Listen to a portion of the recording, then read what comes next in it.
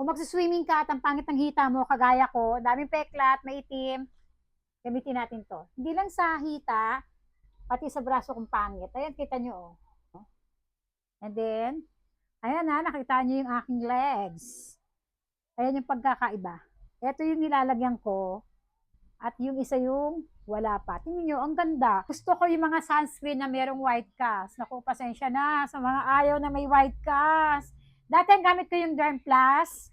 Yung di pa nauso rito sa TikTok yung mga white cast. Medyo pricey yun. Pero yun yung talagang ginagamit ko lalo nung magsiswimming kami ng mga katrabaho ko, ganyan. Para may brighten. Tingnan nyo. O, ayan na. Ito yung meron at ito yung wala. Tingnan nyo. Diba? Nababrighten niya yung peklat ko, oh. Napabrighten niya to kumpara rito.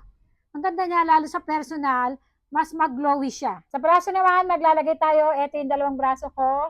Ito yung lalagyan natin. Ito yung wala. Tingnan nyo, ha. Ito yung magandang sunscreen. Ay, tingnan nyo. Gusto ko yung mga ganitong sunscreen. At least nga, mura na. Yung Derm Plus dati, medyo may pagka-pricey ng kaunti. Ang ganda niya, oh. Ang ganda niya. Gusto ko talaga yung mga ganito. Alam niyo, Suki, gusto ko rin yun. Ang ganda.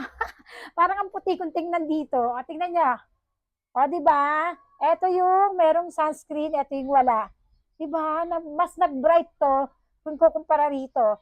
Kaya kung ako sa inyo, i-try nyo yung sunscreen na to kung magsuswimming kayo kasi ang ganda. Or kung gusto nyo lagi kayo nakashort kagaya ko, nakashort ako pero gumagamit ako, again, ang gusto ko, yung mga merong white cast. Pasensya na talaga. Pasensya na, pasensya.